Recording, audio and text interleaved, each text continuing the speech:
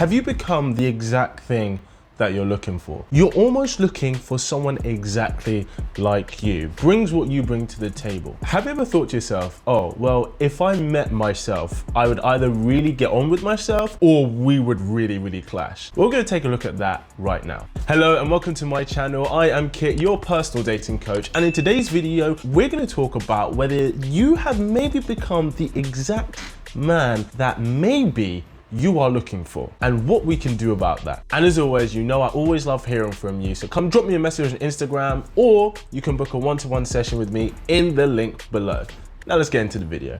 Have you become the man that you actually want to date? So maybe you're looking at yourself today and you're thinking, okay, you're confident, you're strong, you're a go-getter, you have established yourself in either your career, you've got a good setup, you don't live at home, which arguably for a lot of people, especially nowadays, that is hard to do. You look at yourself and you think, wow, you're so proud of the qualities that you've nurtured in yourself, and all of these things have helped to put you where you are, which is a fantastic thing. And for you, you're thinking, well, you know, you being really great at chatting to people, being confident to lead in your own life, that's exactly the kind of man that you want. The kind of man that you want to choose, you want him to have these qualities just like you do. You want him to be able to make the decision. You want him to be able to be confident, to be ambitious, to be financially able, capable, and stable. You want him to be intelligent. You want him to be challenging. You want him to be all those things, because these are great qualities for someone who you can depend on and has good leadership. But the annoying thing is, you don't attract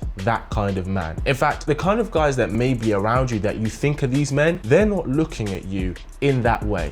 They're looking at you in a way to work with and be a great business partner, but they're not looking at you in a way to date romantically and potentially build something with. What is going on here?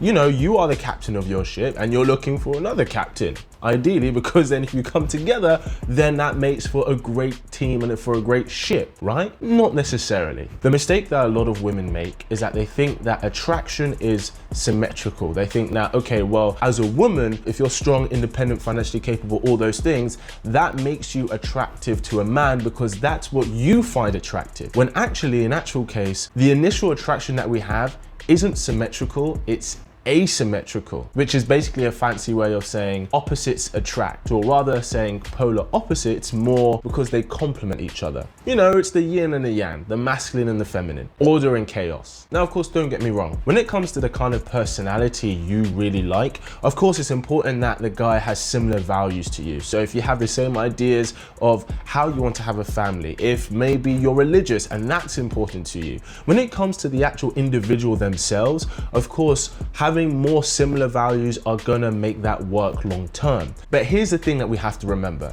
Yes, we are civilized beings. Yes, we have conscious thought, and yes, we are sentient beings. I've got my nerd hat on. But while we are an advanced civilization to some extent and we have conscious thought, when it comes to who we are initially drawn to, who we are initially attracted to, what energy attracts us, it's still very much led by our primal instinctual nature. Like, do you remember that point in your life where you were maybe at school, you were maybe at college, maybe in a work environment or social environment, and there was a guy there that you know, who you know is deep trouble. You've heard a few stories about him. You know that getting entangled with him, Jada Smith, you know that getting entangled with him can probably spell bad news, but you can't help but be drawn to him. You can't help being attracted to him. And if you do get involved with him, even though objectively you can see the things that he's doing don't actually make sense, you can't help but want him. You can't help but be drawn to him. All of that is coming from a primal instinctual nature, because he exhibits things as a male that as a woman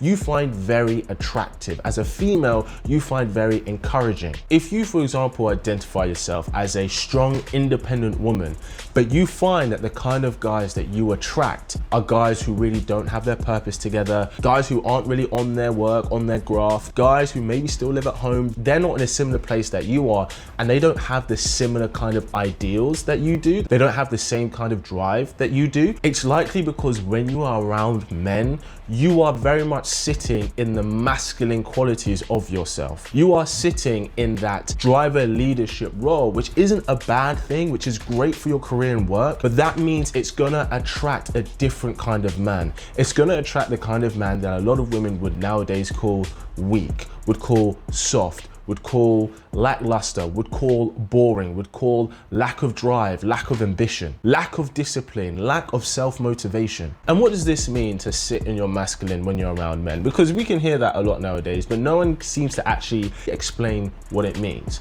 Well, I'll give you this first hint right now. If, for example, you're on a date with a guy, or you're around men that you want to attract or you want to impress as a woman, as a potential romantic partner, the things that you tend to lead with in terms of showing how much of a great woman you are and trying to be a romantic partner is you show off about being strong, about being financially capable, about the things you've bought, about the lifestyle you can provide yourself. Now, while these things are very important, this is not what masculine men who have great leadership qualities, that is not what they are attracted to, and that is not what you're going to attract. You're going to attract the guys who are looking to you for leadership, who are looking to you to help them on the grind, who are looking to you to raise them up. You're more likely to attract men who are more led by their emotions, who maybe don't know how to make a decision, don't know how to make a plan and stick to it, don't know how to lead in situations where that's required of them. I.e., the kind of man that you end up attracting are men who are very feminine, men who are very feminine based and very feminine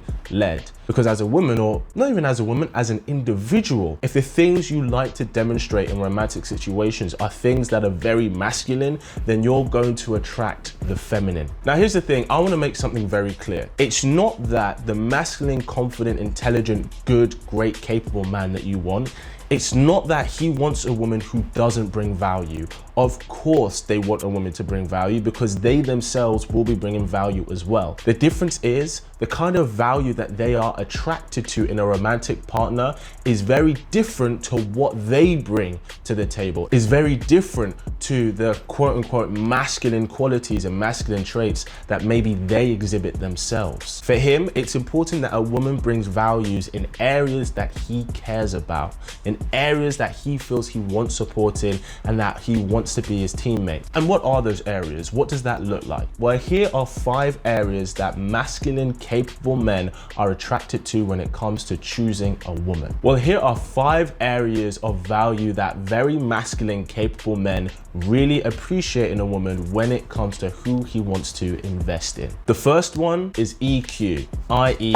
emotional intelligence. Now, he may be really intelligent. He may be super intelligent and very competent as an individual, but that doesn't necessarily mean that he has the same level of emotional intelligence. So if you as a woman demonstrate you have great emotional intelligence around him, that's going to be very attractive to him, and that's going to be very admirable from his side to her because he feels that may be something that he lacks. Sometimes women feel, oh, well, if I want to impress an intelligent guy, I have to dumb myself down. And it's not about that at all. It's showing a level of intelligence in something that maybe he admires and that he appreciates in having a romantic partner. And here's the thing, even though I talk about him being able to make the decisions and having great leadership qualities, when it comes to emotional intelligence, not just within the relationship you have with him, but if potentially you have children with him, this is going to be an area where you lead. This is going to be an area where you will know what's best, and this is going to be an area that you'll be able to focus on or he can trust you with. And that will be to do with him. It means you'll be able to read how he's feeling, maybe that he can't even articulate or communicate that. If you have kids, it may be that you are more in tune when the kids are being emotional in how to deal with that, and you can help lead him in that way. And of course, the main thing, any person who is intelligent and competent wants to be with somebody that they can grow from, as I'm sure you do as well. And if this is an area that you have that he lacks, he's gonna grow by being with you in that area.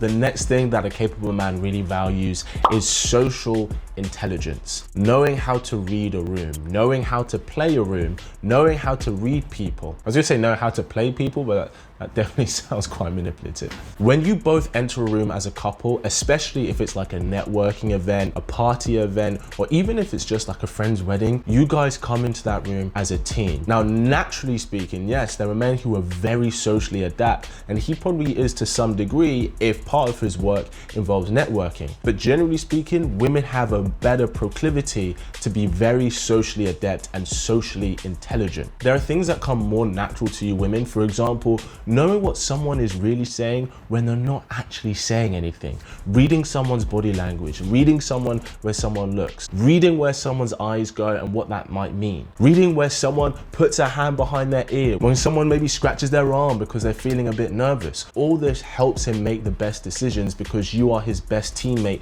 for doing it in social situations, and he's gonna massively appreciate this in you. There will be things that you can read from people that he will miss entirely. This next thing that he very much values is cooperation.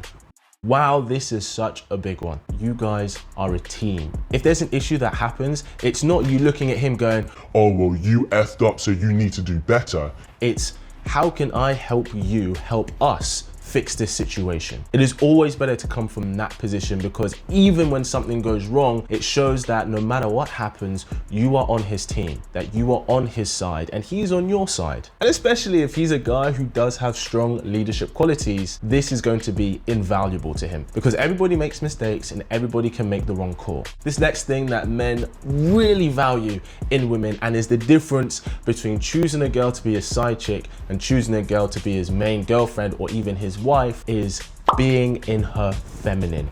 Is she feminine with him? Are you warm with him? Do you comfort him? Can you be nurturing? Can you turn his house into a home? Do you know how to make him feel at home? You know, they say heart is where the home is, and home doesn't necessarily mean an actual house or a place, but the person who you are sharing that with. Part of being feminine, and I'm sorry to say this, but I have to tell you the truth, ladies, do you make an effort when you go out together? Do you make an effort to look nice for him and for you? Because you know, if he's with you, you know he's already attracted to you. You know he already finds you attractive. But when you make an effort to look nice, when you're going out and you're having date night, or maybe you're going to an event, guys love it when they get that feeling of, wow, I'm about to show off my girl. I'm about to show off my beautiful woman. And also as well, ladies, this works in your favor when you look extravagant, because when you go out and he'll see other guys checking you out, they'll make him think, okay, I know I need to hang on to her because she could have anyone else. That immediately makes you appear more valuable to him and more high value to him. And while you're out, ladies, or even at home, part of being feminine is being affectionate, is touch.